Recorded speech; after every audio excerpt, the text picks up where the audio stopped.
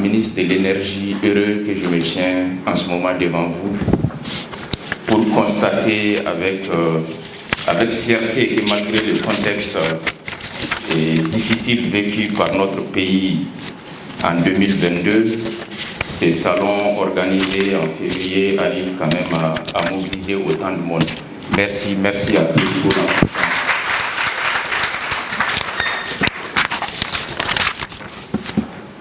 Alors, je voudrais en tout cas demander l'autorisation de mes aînés présents dans la salle pour vraiment présenter ces discours. Nous voilà donc au terme de ces 2 jours de travaux du Salon des investisseurs pour l'énergie au Mali, SIEMA 2023. C'est le lieu pour moi, au nom des plus hautes autorités et à mon nom propre, de remercier l'ensemble des participants, toutes les délégations de l'intérieur comme de l'extérieur du pays, maliennes ou étrangères, présentes ici en salle ou celles qui nous ont suivis ou nous suivent encore à distance, et l'ensemble aussi de nos invités pour leur participation active à ces salons. Mesdames et messieurs, j'imagine bien qu'au cours de ces 2 jours, à travers les différents panels, la session d'affaires canado-malienne tenue en visio, la visite des différents stands d'exposition et les rencontres B2B, vous avez pu nourrir vos curiosités, améliorer vos connaissances, être attirés par les différents projets qui nous ont été présentés ou qui vous ont été présentés par mes services techniques et également par les promoteurs du secteur privé. Pour mémoire, je voudrais rappeler que ce sont 5 projets de production, 10 projets de transport et 8 projets de distribution qui ont été présentés aux investisseurs par les services techniques dans 34 stands d'exposition. Le département des mines, de l'énergie et de l'eau note avec satisfaction les différentes recommandations issues de ces salons et s'engage à examiner leur faisabilité en rapport avec tous les départements ministériels et structures concernées. Néanmoins, je tiens à rappeler certaines qui sont d'une importance capitale pour mon département. 1. Améliorer le mix énergétique pour le développement des énergies renouvelables, l'hydroélectricité, le solaire, l'éolienne et la biomasse. Oui, nous devons, au-delà d'améliorer le mix énergétique, nous devons nous battre pour transformer notre mix énergétique. Il en va de la survie des EDMSA, mais il en va surtout de la survie du sous-secteur de l'électricité au Mali. Alors, améliorer le mix énergétique signifie quoi concrètement? Ça signifie tout simplement qu'il faut passer aujourd'hui d'une production d'électricité à dominante thermique vers un mix plus propre, moins coûteux, n'est-ce pas, à travers ce qu'on dit l'hydroélectricité, le solaire et l'éolien. Parce qu'il faut, on ne cessera jamais de rappeler cette anecdote, c'est qu'aujourd'hui, le sous-secteur de l'électricité, il faut le rappeler, est aujourd'hui confronté à un vrai choc de son business model.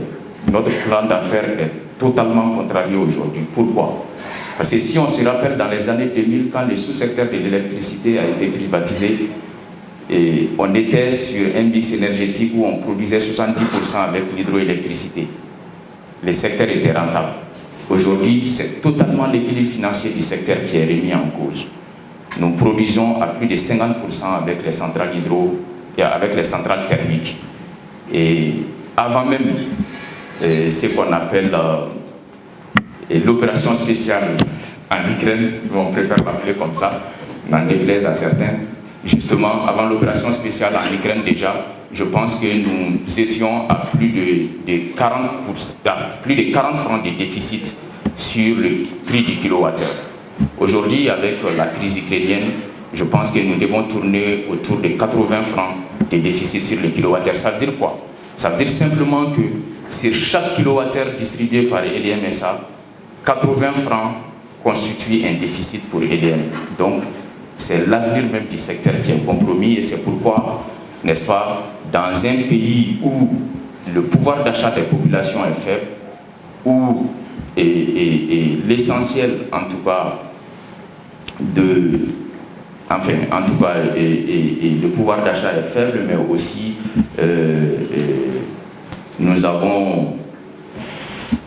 sommes aussi dans un pays qui est continental, comme on dit, un pays un peu enclavé, où les prix du kilowattheure constituent un facteur important de choix des investisseurs ce n'est pas évident de pouvoir envisager une augmentation du prix du kilowattheure. Donc, si nous avons bénéfice égal à prix de vente moins coût, ça devient plus simple la résolution de notre équation. Si on veut rendre le secteur rentable, il suffit d'agir sur justement ce qu'on appelle le coût de revient. Et c'est dans ces cadres-là que nous devons vraiment nous battre pour réussir cette transformation de notre mix énergétique. Nous devons aussi, au-delà de réussir cette transformation du mix énergétique, nous devons nous battre pour assurer ce qu'on appelle la couverture universelle en termes d'accès aux services énergétiques. Et c'est pour cela que nous ne devons pas oublier nos parents qui sont dans les milieux ruraux. C'est pour ça qu'il faut développer, et j'ai bien aimé cette recommandation, il faut développer les kits individuels et les mini-réseaux dans les zones non interconnectées. Il s'agit bien de nos milieux ruraux. Je pense que je vais m'arrêter à ces deux recommandations qui me paraissent résumer suffisamment, n'est-ce pas, l'esprit en tout cas, et la volonté affichée des autorités à travers l'organisation de ces salons. Ainsi, nous nous retrouvons aujourd'hui à la fin de ces salons très honorés des annonces faites pour les 580 milliards de francs CFA de financement par vous les investisseurs. Nous devons reconnaître ici que nous ne nous attendions certainement pas à ce que ces annonces atteignent ces niveaux records en termes d'annonces. Mais une chose est de faire les annonces, l'autre chose est de faire en sorte que nous puissions arriver à les réaliser. Et je ne doute point vraiment de la volonté des partenaires ici présents, des investisseurs ici présents d'aller au bout. Et j'ai confiance aussi vraiment à mes équipes pour faire en sorte que ces investisseurs puissent parvenir à réaliser ces investissements-là dans le meilleur Mali que nous souhaitons. Je dirais donc enfin que l'objectif du salon est atteint. Merci à tous pour votre participation active, vos contributions. Merci à tous pour vos interventions. Merci à ceux qui sont venus de la Guinée, de l'Algérie, du Canada, des Émirats arabes unis, du Maroc, du Niger, de la Tunisie, de la Turquie et j'en passe pour cette cause. Et merci encore vraiment pour votre accompagnement. Ça nous va droit au cœur. Merci également aux différents experts et aux modérateurs qui ont animé les différents panels.